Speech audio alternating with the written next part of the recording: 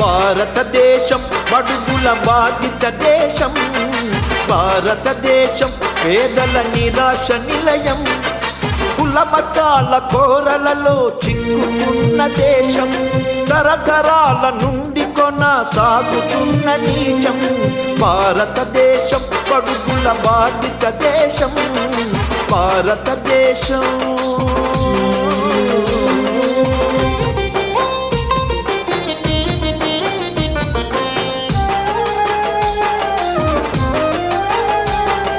మాతృభూమి అని అంటూ కుల మతాలను పెంచుతూ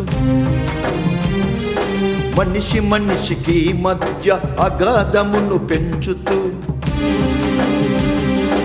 మానవత్వమును విడిచి క్రూర మృగాలుగా మార్చుతూ ఎంతకాలమీ వికృత విలయ తాండవం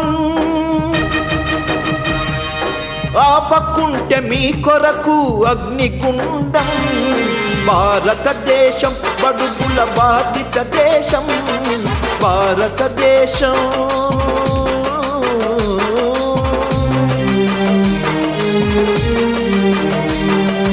తమ స్వార్థ రాజకీయ జీవితం కోసం ఎలక్షన్స్ టైంలో ప్రజాధనముతో పట్టణాలలో, పల్లెటూళ్ళలో, గ్రామాలలో, బస్తీలలో, చివరికి చిన్న చిన్న గల్లీలలో విస్తృతమైన ప్రచారం చేస్తున్నారే ప్రజానాయకులారా.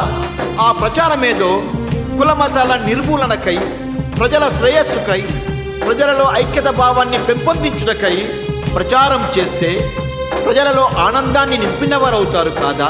చరిత్రలో మీరు నిలిచిన వారవుతారు కాదా? ప్రజానాయకులారా, ప్రేమతో ఈ మాటలను ఆలకించండి. స్వార్థ రాజకీయ జీవితానికి చెక్ పెట్టండి. భారతదేశం బడుగుల బాధిత దేశం, భారతదేశం.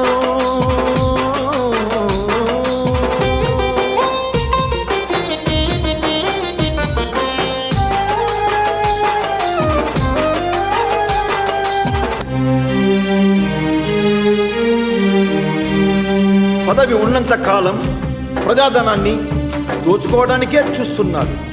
తీయటి మాటలతో ప్రజలను మభ్యపెడుతున్నారు. ప్రజల అవసరాల కొరకు ఖర్చు చేయవలసిన డబ్బును దోచుకుంటూ, దాచుకుంటూ, రకరకాలుగా సంపాదించుకుంటూ జైలు పాలవుతున్నారు. ప్రజానాయకులారా, ఈ మాటలను ప్రేమతో ఆలకించండి. స్వార్థ రాజకీయ జీవితానికి స్వస్తి పలకండి. ప్రజల బాగోగులు కోరుకోండి. దేశాభివృద్ధిని పెంపొందించండి. భారతదేశం బడుగుల బాధిత దేశం, భారతదేశం.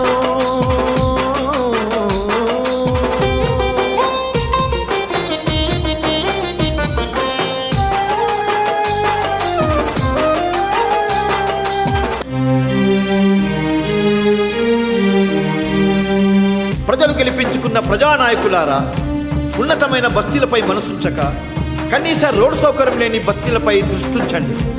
అసౌకర్యాలతో బాధపడుచున్న కాలనీలను సందర్శించండి. దయించి సహకరించండి. ప్రజలకు సౌకర్యాలు కల్పించండి. ప్రజానాయకులారా, ఈ మాటలను ప్రేమతో ఆలకించండి. స్వార్థ రాజకీయ జీవితానికి స్వస్తి పలకండి.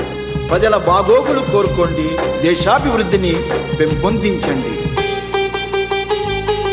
భారతదేశం బడుగుల బాధిత దేశం, భారతదేశం పేదల నిరాశ నిలయం, కుల మతాల కోరలలో చిక్కుకున్న దేశం, తరతరాల నుండి కొనసాగుతున్న నీచం. భారతదేశం బడుగుల బాధిత దేశం, భారతదేశం.